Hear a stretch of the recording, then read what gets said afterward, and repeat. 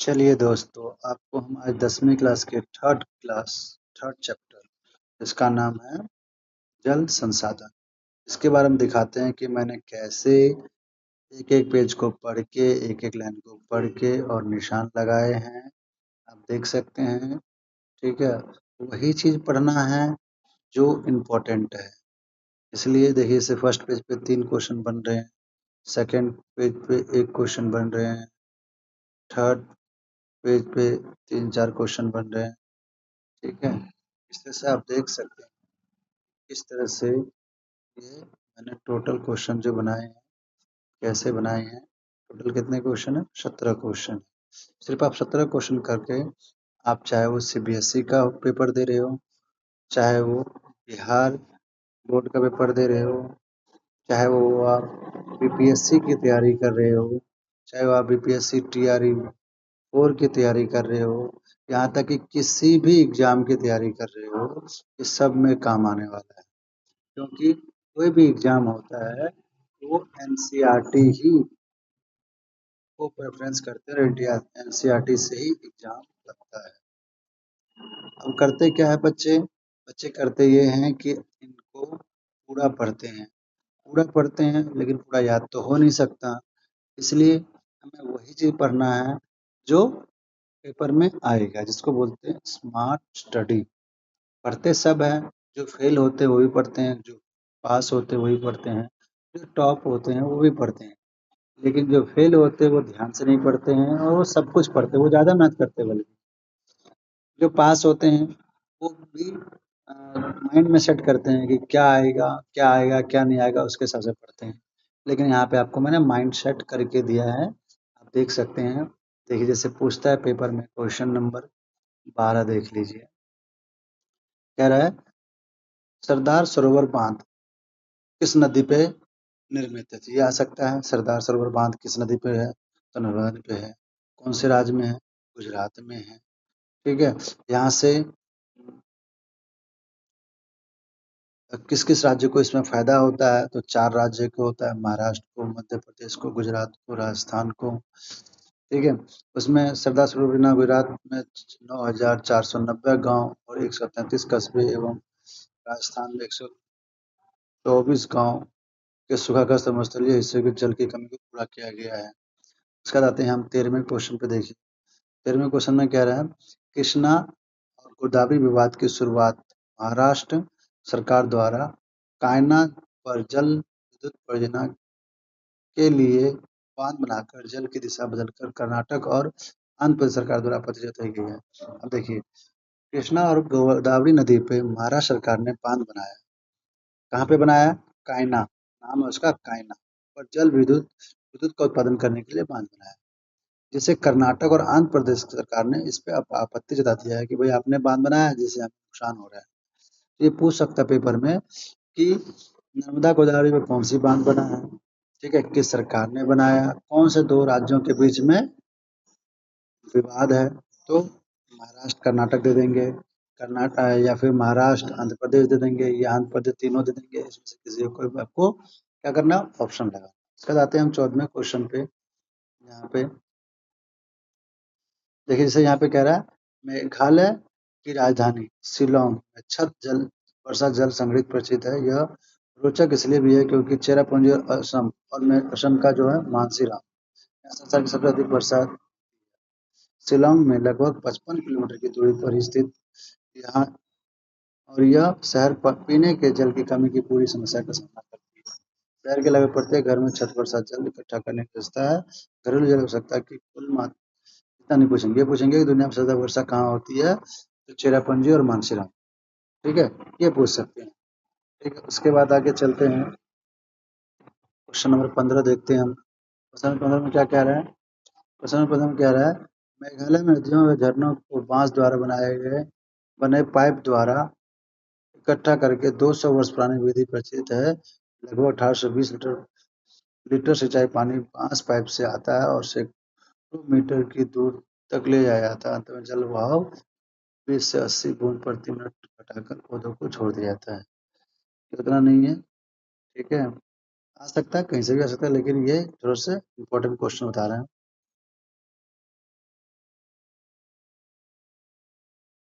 अब देखिए यहाँ पे ये बहुत इंपॉर्टेंट क्वेश्चन है, क्वेश्चन नंबर 17। तमिलनाडु देश का एकमात्र राज्य है जहाँ पूरे वर्ष राज्य में प्रत्येक घर में छत वर्षा जल संग्रह ढांचे को बनाना जरूरी कर दिया है। इस संदर्भ में दूसरे व्यक्तियों को कार्य कर, मतलब तमिलनाडु के अंदर जो भी घर बनाएगा उसको वर्षा जल संग्रह ढांचा बनाना जरूरी है। जो नहीं बनाएगा उसको क्या होगा, उसको कानूनी कार्रवाई की जाएगी, क्योंकि वहां पे पानी की कमी है। इसलिए सबसे पहले घर बनाने से पहले आपको क्या करना पड़ेगा, वर्षा जल संग्रह को बनाना होगा। ठीक है, जैसे देख रहे थे डायग्राम में दिखाया गया है। और देख लेते हैं हम कुछ क्वेश्चन। जैसे अब देखिए इतना मैंने पूरा चैप्टर लगभग कर दिया, कितना टाइम लगा पढ़ने में, आप 15 से 20 मिनट में पूरा चैप्टर पढ़ सकते हैं, और पेपर टाइम में पूरा बुक आप आधे घंटे रिवाइज करे जा सकते हैं। जैसे यहाँ पे 11वां क्वेश्चन, नर्मदा बचाओ आंदोलन एक गैर सरकारी संगठन एनजीओ है जो जनजातीय लोगों, किसानों, पर्यावरणवाद पर्यावरणविदों और मानवाधिकार कार्यकर्ताओं को गुजरात में नर्मदा नदी पर सरदार सरोवर बांध के खिलाफ नामबंद करता है। ठीक है, तो पूछ सकता है यहाँ पे कि नर्मदा बचाओ कौन से नदी पे है, नदी पे है। ठीक है, सरदार सरोवर बांध कहाँ पे है, तो नर्मदा नदी पे है। कहाँ पे है, तो गुजरात में है। ठीक है, ऐसे क्वेश्चन आ जाते हैं पेपर में, और ये आपको आना चाहिए। जैसे यहाँ पे देखते हैं 10वां क्वेश्चन, धातु गीत दामोदर घाटी क्षेत्र में पाया जाता है जो शोक नदी की नदी कही जाने वाली दामोदर नदी के बाढ़ में आने वाली घटना का वर्णन करता है। मतलब कि जैसे बिहार में कोसी नदी है शोक नदी, वैसे ही ये दामोदर नदी भी शोक नदी के नाम से जाना जाता है। कहाँ, दक्षिण भारत में। अगर आपसे बिहार का पूछेंगे तो आप कोसी बताओगे, अगर आप साउथ का पूछेगा तो आप दामोदर बताओगे। अब यहाँ पे एक और क्वेश्चन देखिए, क्वेश्चन नंबर 9। जवाहरलाल नेहरू गांव गर्भ से बांध को आधुनिक भारत का मंदिर कहते थे। आप पूछ सकते हैं कि आधुनिक भारत का मंदिर, बांधों को मंदिर कौन कहते थे, मतलब बांधों को आधुनिक भारत का मंदिर कौन कहा, किसने कहा, तो जवाहरलाल नेहरू ने कहा। ठीक है, तो ऐसे आप क्वेश्चनों का ऑप्शन देख सकते हैं। उसके बाद यहाँ पे एक कौन सा नंबर क्वेश्चन था, क्वेश्चन नंबर 9 था। तो उसके बाद 8 7 भी देख लेते हैं। ये 5वां हो गया, इधर होगा 8वां 7वां, थोड़ा सा ये धुंधला हो गया। कोई नहीं। ठीक है, पहले पहला क्वेश्चन पे आ जाते हैं आप। देखो, विश्व में जल के कुल आयतन का लगभग 96% भाग जो है महासागर में पाया जाता है, सबको पता है। 2.5% जो जल है वो शुद्ध है।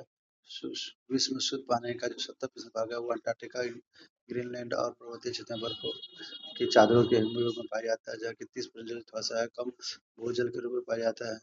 भारत संसार की दृष्टि का लगभग 4% हिस्सा प्राप्त करता है, और व्यक्ति प्रति वर्ष जल उपलब्धता के संदर्भ विश्व में इसका 133वां स्थान है। मतलब भारत को जल की उपलब्धता में 133वां स्थान प्राप्त है। भारत में कुल नवीकरण योग्य जल संसाधन 1897 वर्ग किलोमीटर प्रति वर्ष अनुमानित है।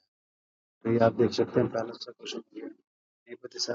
स्वीडन के एक विशेषज्ञ जिसका नाम था अल्फ्रेड मार्क के अनुसार जल का अभाव तब होता है जब प्रत्येक व्यक्ति को प्रतिदिन 1000 से 1600 घन मीटर से कम उपलब्ध हो पानी। तो 1000 से 1600 मीटर के पास पानी मिलेगा तो आप पानी से कम मिलेगा तो आप पानी का अभाव है। आजकल के समय में भारत में कुल विद्युत का लगभग 22% भाग जल विद्युत से प्राप्त होता है। क्वेश्चन नंबर 4 हो गया। ठीक है, क्वेश्चन नंबर 5 देखिए, ईसा से एक शताब्दी पहले इलाहाबाद के निकट सिंहेश्वरा में नर्मदा नदी की बाढ़ के जल को संचित करने के लिए उत्कृष्ट जल संग्रह तंत्र बनाया गया था। चंद्रगुप्त मौर्य के समय विविध स्तर पर बांध, झील और सिंचाई तंत्रों का निर्माण करवाया गया था। कलिंग उड़ीसा, नागार्जुनकोंडा आंध्र प्रदेश, कलिंग उड़ीसा में बनवाया था, नागार्जुनकोंडा आंध्र प्रदेश में, बेंगलुरु कर्नाटक में, कोल्हापुर महाराष्ट्र में उत्कृष्ट सिंचाई तंत्र के साक्ष्य मिलते हैं, मतलब यहाँ से साक्ष्य मिले हैं। अपने समय में सबसे बड़ी कृत्रिम झीलों में से एक है भोपाल झील, भोपान झील। कब बनाई गई थी, 1100 बनाई गई थी। ये 5वां क्वेश्चन हो गया। तो ये 6ठा क्वेश्चन यहाँ, 7वां या 8वां। इसका निर्माण उद्देश्य जल विद्युत उत्पादन, घरेलू और औद्योगिक उद्योगों में जल आपूर्ति, बाढ़ नियंत्रण, मनोरंजन, अंतरिक्ष नौसंचालन और मछली पालन, इसलिए पौधों और बहुत से परियोजनाओं में भी करते हैं। ठीक है। उसके बाद सतलुज ब्यास बेसिन के भाखड़ा नागल बांध बिना इस विद्युत उत्पादन और सिंचाई दोनों के लिए कार्य में आती है। इस प्रकार महानदी बेसिन आप कहेगा कि हीराकुंड बांध किस पे बना हुआ है, तो महानदी पे बना हुआ है। ठीक है। बांध परियोजना जल संरक्षण और वायुतंत्र का समन्वय है। तो ऐसे क्वेश्चन आप देख सकते हैं कि किस तरह से इस क्वेश्चनों को मैंने बनाया है। थोड़े से धुंधले हो गए हैं, लेकिन कोई नहीं, चल जाएगा ऐसा लगता है मुझे। और इसमें कुछ मैंने जो बैक क्वेश्चन है वो भी दे दिए हैं। ठीक है, उसके आंसर भी लगा के दे दिए हैं मैंने। ठीक है, तो आप देख सकते हैं इस तरह से मैंने इनको बनाया है।